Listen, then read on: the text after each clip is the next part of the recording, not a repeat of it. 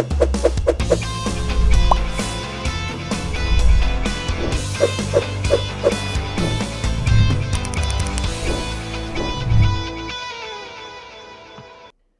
everyone, we are here on the part 2 of podcast, which is talking about architecture admission. I hope you have seen the first podcast, which tries to tell you that what is the eligibility criteria of getting admission into architecture.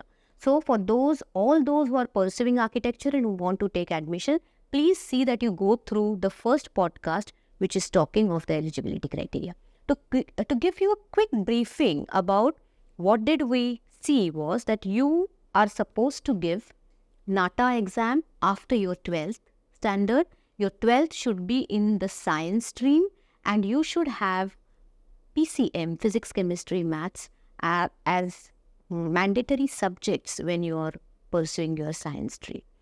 After you get your marks, which is currently 50% minimum aggregate marks that are required for your 12th standard, you also have to give NATA examinations, which are the entrance exam pattern if you want to take admission in architecture. There is also a relaxation circular which is put up by Council of Architecture in certain situations when there is relaxation given in the minimum percentage required in 12th. So if this relaxation circular comes from Council of Architecture, then that gets applicable to the admission process. For example, the relaxation is given in the aggregate marks for 50% to 45%, which happened last year, or even lower than that in certain situations. So we have a Council of Architecture website. The link is shared here with. Please go through that link, and on that you will come to know all the new circulars that are uploaded by Council of Architecture, who is the apex body for the architecture course. So keep yourself updated on this website to know whether there is any relaxation given in the marks for your 12th standard. Now we will consider that you have 50% aggregate marks, you have passed in NATA. So the combination of half of your 12th standard marks and half of your NATA marks are combined together, and the next stage is that you have to fill the application form giving all details of your marks in 12th standard as well as in NATA. This form is uploaded again on the website because of the university, of the Mumbai University, because it is a central admission process. So as per the central admission process, again on the link that is shared here with, please go through that link. On that link there will be forms which you have to fill with all your details about the marks and upload it. Now, there are also certain documents that you have to upload. All these details are given on the website. So depending on your category, whether you have a caste category, whether you are an NRI category, whether you come into minority category, whether you come into the ladies quota, all these options are available on the website. While filling the form, you will get a detailed idea of what are the documents that you need to upload. Once the documents are uploaded, once the form is filled, then your first stage of the process of admission is over. What happens at the CAP round back office? All your marks of your NATA and 12th combined are taken up and a merit list is floated by the authorities stating where you are positioned. Now, this is a very interesting format. Let me tell you the questions that are asked when you move to the areas of which college to choose, right? So, irrespective of whatever marks you have got in NATA or in your 12th standard, you want to see that which is the college that I'll get admission in. My question to you is, have you found out how many colleges are there in Mumbai itself? Have you researched from your side the different colleges that are available in Mumbai region, right from Bandra, right from Bombay Central till Vasai Virar over here and till Kalyan in the central area? You must do your research. Remember, you should be aware about the different colleges that are there, including Bombay, the suburban areas, as well as in Navi Mumbai or in Panvel. There are around 32 colleges, architecture colleges, just in Mumbai. And there are around 400 to 450 colleges pan-India. So when you want to choose a college, there is a very specific methodology that you will have to follow. Okay, we will see these methodologies step by step. Now, as I said that you are going to be seen in the provisional merit list, right? So what is this provisional merit list? This is the merit list of all the students who have applied for architecture, who have filled the form with their marks of 12th and their marks of NATA. Now, the software will add up those marks and prepare a list ranking you from the first, topmost or highest student to the lowest student. Remember, there are around 20 to 25,000 students or more who apply for the course of architecture pan-India, isn't it? And all these students are put up in a merit list ranging from first number to the last. So when you look at Maharashtra or Mumbai University seats or Maharashtra seats, there will be a different code who are called as the home centers or the students who have 12th standard students who are from the Maharashtra State Board and who are applying in Maharashtra for their higher education. So there are different categories and you would be put up in the merit lists of all those categories.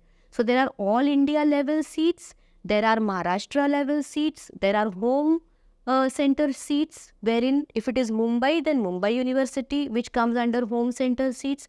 Maharashtra will be Maharashtra states that hold the seats, and all India is all India level seats. So which is the marking that you will see?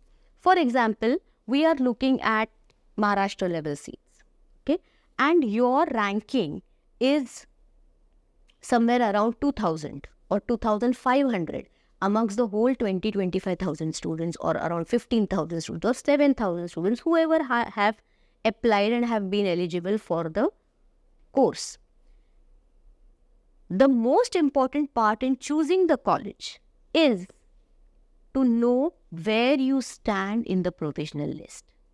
Please understand this very carefully and make a proper calculation of what I am going to say now. We will take the example of just Mumbai colleges. So if we take randomly 30 colleges, okay, हम लेके चलते हैं कि 30 colleges Mumbai में है. Remember, every college has been allotted seats for intake of students, intake of new students in the multiples of 40. So there are colleges which have seats of 40, some have 80, some have 120 and some have as huge as 160 seats also. If we take average number of seats that are open for students, if we deduct the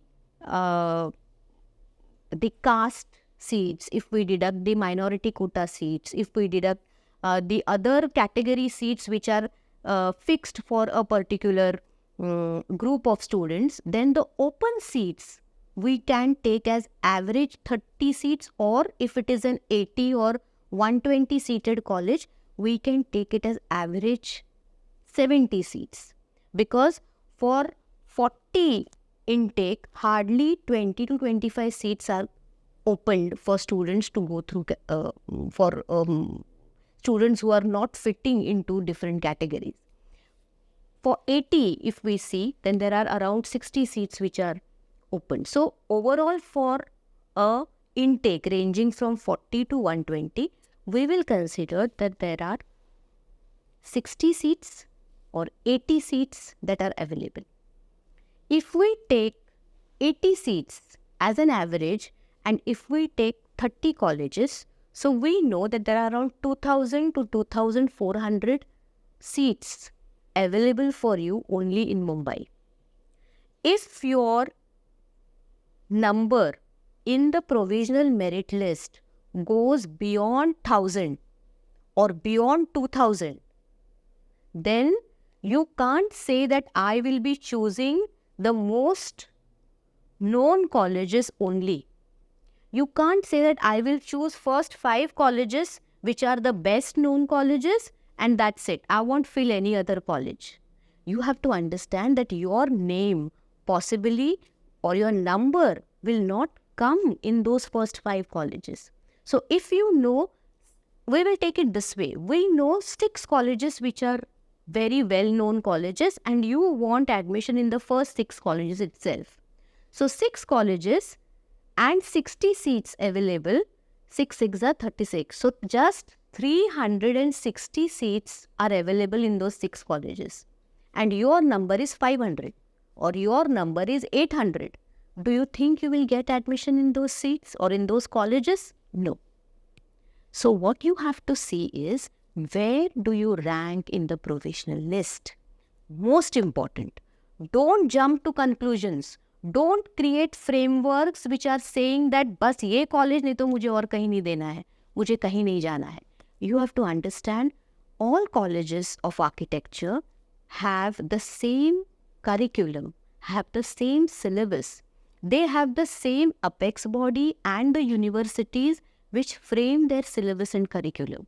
So सारे college में आपको same सिखाया जाता है. सिखाने का तरीका अलग होता है, that's it. But all colleges have a particular pattern of teaching.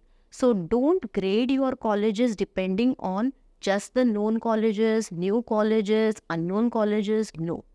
First see where you stand in the merit list and then you pick up the choice of colleges. So now the question arises, I knew only 5 colleges in and around Mumbai. Which are these 32 colleges? Right? So yes, you have to first, that is why I told that you have to first research on what are these 32 or other colleges. Talk to the students over there. Talk to the faculties who are available over there. That is where you understand the commitment that the college runs with, the integrity the college runs with to pursue this course. Once the provisional list is out, once you know where you are in the provisional merit list, then we will choose the colleges. So, in our next episode, we will look at colleges which are ranging from as new as 3 to 4 years to 30 to 35 years. And let us see that if we have to compare these colleges, the question most of the time asks is, which is the best college? Which is the college I feel is good? I have a very compassionate and a very honest answer which I would try to give you in the next episode, that how you're supposed to learn about colleges. Remember, it is not a competition. When you see colleges, it is something which you first want to secure your admission and then see what the college is offering. So trust on this. Wherever you get an admission and whichever college you take that admission in, the college is going to teach you the same ethics, same value and same syllabus which a 30 or 35-year-old college will teach you. So let us see the plus and minus points in the next episode of different colleges that we see today. So don't forget to see the next episode in understanding what will be the new colleges or the different colleges and their specialities.